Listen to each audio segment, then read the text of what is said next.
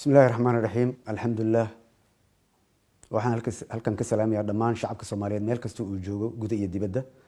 waxaan rabaa halkan inaan u sheego shacabka Soomaaliyeed in aan hadda ka soo baxay meeting aan la yeeshay beesha caalamka safiiradeeda kala duwan ee u jooga Soomaaliya waxaan ka wada hadalnay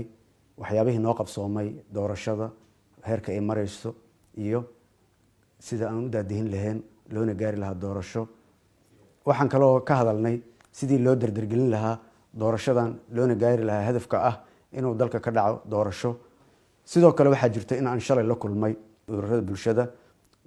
culamaa u diinka haweenka iyo aqoon-yahanada Soomaaliyeed shirkaas oo aan kaga hadalnay arrimaha doorashooyinka iyagoo ii sheegay inay la kulmeen walaalahayaga qaybaha kala duwan ee daneynaya inay ka qayb galaan doorashada madaxweynenimada sidoo kalena aniga shalay iyo tiimkayga ay la kulmeen si saraaxad leh oo wanaagsan ayaan uga doodnay iskuna qancinay waxaan isku afgaranay dhammaanteen in aan loo baahneen in wax dalkan dhibaato gelinayo ama xasiloon darro gelinayo inaan lagu dhaqaaqin oo dadka iyo shacabka iyo dadka masaakiinta ah loo naxo waxaan kaloo isku afgaranay in wada hadalladeena ay socdaan joogtana ay yihiin gaar ahaan anigana aan u sheegay markasta culamaa u diinka ururada bulshada iyo haweenkaba inay diyaar u ahay inay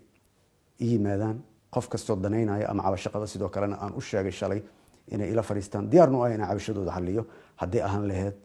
doorashada iyo mid guud iyo mid gaar ahaaneedba sidaa darteed shacabka Soomaaliyeed waxaan u sheegayaa isdejiya aniga oo mas'uul ka ah dowladda xukuumadda ra'iisul wasaaraha ka ah waxaan idin sheegayaa inaan diyaar u ahay inaan qof kasta qaabilo kalena hadlo wixii caqabad ah ama cabashaha ay dareemayaan inay jirto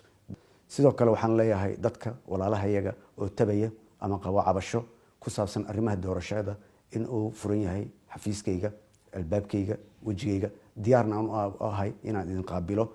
anigoo aan diyaar u ahay sidoo kale inaan cabashadiina aan tixgeliyo idinkala fadhiiso oo aan xal waara ka gaarno waxaan leeyahay isdejiya looma baahno in xasaarad ama xaalad la abuuro oo dadka lagu kicinayo dadkan waa dadkeennii marka waa inaan ilaalinaa danta guud ee maslaxada ummadda Soomaaliyeed gaar ahaan shacabka magaalada Muqdisho ku dhaqan iyo hantidooda iyo noloshooda aan ilaalinaa